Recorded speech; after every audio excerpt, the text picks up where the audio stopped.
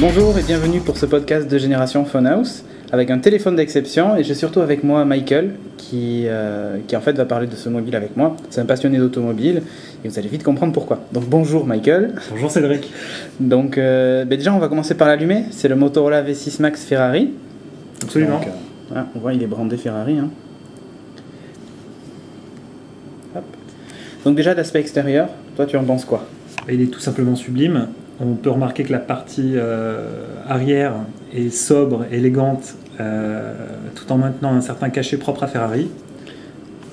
Là on voit ces reflets métallisés. Absolument. C'est vrai que c'est classe. Hein. Il a un côté très soft touch lorsqu'on le prend en main. Ouais.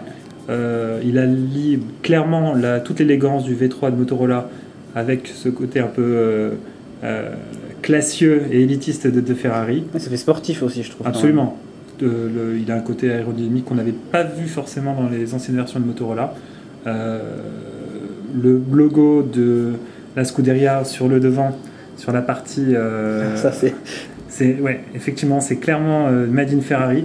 Et disons que ça fait remarquer le Motorola à plusieurs kilomètres à la ronde. Clairement, ce cheval cabré donne toutes ses lettres de noblesse à ce téléphone. Ouais, surtout, on va passer de suite au test du produit. Je vais l'ouvrir. Alors, le truc à noter, hein, c'est l'allumage. Donc, je vais vous faire écouter. Donc, rétroéclairage bleu, je ne sais pas si on le voit. Voilà, rétroéclairage bleu pour les touches. Ça reste de l'alu, hein, comme sur les anciens V3. Absolument. Donc, je vais taper mon code PIN. Je valide. Voilà, écoutez bien.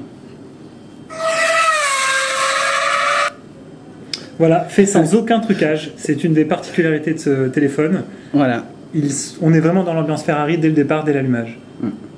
Avec un joli fond d'écran. Hein, absolument. Ouais. Donc pour rappel, c'est un mobile 3G. Donc possibilité de faire de la visio, surf au débit, c'est du rapide. Hein. Connaître les résultats de Formule 1 en temps réel. Voilà, exactement. Ben voilà, un message. Donc comme ça vous avez vu la réception de message. On va passer de suite au menu message. Tiens, voilà.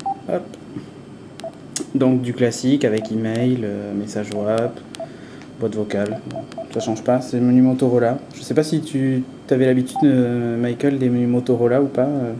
C'est vrai qu'ils se particularisent par rapport à la concurrence, mais ils sont, enfin en tout cas pour le V3, on s'y adapte assez rapidement. Ils sont particuliers, mais on s'y adapte. Moi, je note un changement. C'est qu'il n'y a plus, en fait, même sur le clavier, on le voit, il n'y a plus la touche du milieu. C'est caractéristique des Motorola, la troisième touche, en fait. Et là, on voit qu'on n'a plus que sélectionné les précédents. Ça simplifie encore plus la prise en main. Bon, c'est bien, quoi. C'est vrai, c'est une évolution peut-être attendue chez Motorola, et en tout cas, qui prend toute sa place avec cette version Ferrari. En termes de photos, bon, je vais prendre une photo nulle, mais... Du coup, c'est une vidéo. Donc, je prends une vidéo, vous allez voir ce que ça donne.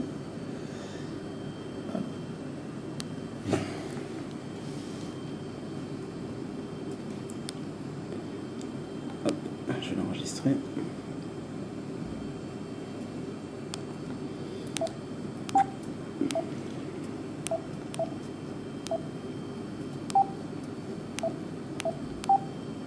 Le menu multimédia.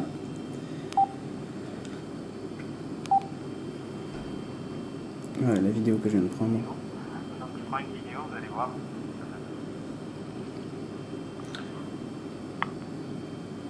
Bon, c'est relativement fluide, c'est suffisant pour du MMS, quoi.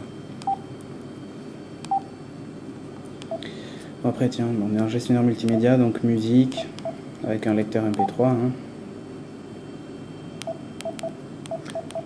Qui est annoté et intégré maintenant sur Motorola, parce qu'avant c'était une petite application Java supplémentaire. Ouais. Et là maintenant c'est de l'intégrer.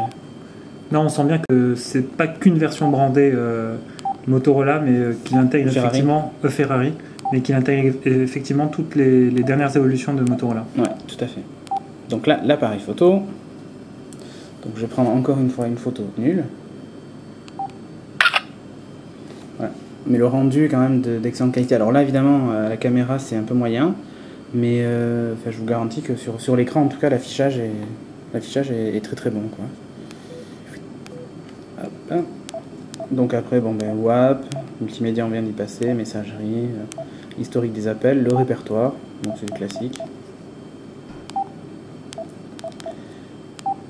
Au niveau des réglages, les préférences, donc les skins, papier peint, ainsi de suite. Voilà, renvoi d'appel. Ça c'est une nouveauté aussi. Avant, c'était pas ici. On l'a intégré directement. Là, c'est dans les réglages de base avant. Voilà. Qu'on retrouve ici. Ils ont réorganisé en fait leur menu et c'est pas plus mal. À noter aussi qu'il est extrêmement rapide dans les menus. Mais cela dit, c'est le moins qu'on pouvait attendre de la part d'un Motorola Ferrari. Ferrari, tout à fait. Alors, je vais en profiter. Je vais essayer de vous le montrer. Alors, je vais fermer le mobile. Donc là, on voit de nouveau le fond qu'on avait sélectionné à l'intérieur. Je vais l'ouvrir. Alors là, je ne sais pas si vous voyez, mais on a droit à un moteur Ferrari de toute beauté sur la... Sans doute pas un V6 comme le Motorola, mais on n'en est pas loin. Tout à fait, c'est le premier V6 Ferrari. Absolument. Alors, je vais vous l'éteindre, vous allez entendre. Donc, un petit logo. Voilà. Alors, je vais le rallumer, hein, on ne se lasse pas du bruit de moteur. Je vais vous montrer aussi les touches sensitives sur le dessus.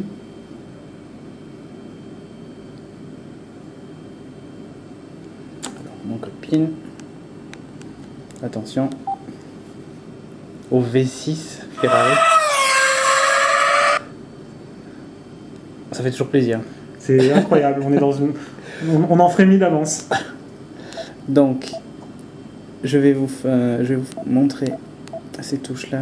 Alors, j'espère que le son ne sera pas trop élevé.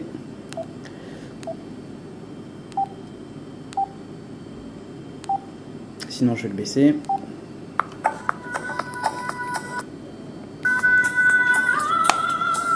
Donc voilà, les touches sensitives bleues, qui auraient pu être rouge ou jaune, mais bon, qui sont bleues, et qui permettent simplement de passer d'une chanson à l'autre. C'est un confort d'utilisation incroyable. Ça rentre tout à fait dans le cadre du design de ce téléphone. C'est discret, classique, en même temps c'est assez élégant. Ça lui donne une forme épurée en fait. Absolument. Et bon. Elles répondent bien en plus, donc... J'aurais juste une petite remarque là-dessus, c'est qu'en fait il a fallu à mon avis faire un compromis de côté Motorola. Le devant, on le voit bien, est en fait assez lisse, poli, mais malheureusement un peu salissant. D'autant plus que on vient de le voir, pour le lecteur multimédia, on est amené à mettre plusieurs fois ses doigts sur cette surface assez plane, et malheureusement il y reste des traces. Oui. Je pense qu'on ne pouvait pas faire autrement. Ça étant un petit coup d'éponge, voilà, de temps en temps. Un petit coup de chiffon de temps en temps. Redonneront l'éclat et le lustre à ce magnifique téléphone. Cette Ferrari. Quasiment. Non, moi c'est vrai que j'avoue, il est très joli, quoi. La prise en main est magnifique. À noter aussi, mais je vais pas pouvoir faire la démonstration, mais là tout le long, je sais pas si vous voyez, il y a une espèce de petite bande, et ici aussi. Et en fait, pendant un appel, tout simplement, elle s'illumine en bleu. Donc c'est assez joli, quoi. On voit que donc ils ont pensé même au plus petit détail pour rendre ce téléphone un objet unique. Le haut-parleur est très puissant, il n'y a rien à dire. Je vais essayer. Oui, à noter aussi que la caméra donc est positionnée au milieu, ce qui fait que lorsqu'on ouvre le mobile, elle sert aussi de caméra visio. Voilà. Je vais essayer de faire un appel 3G.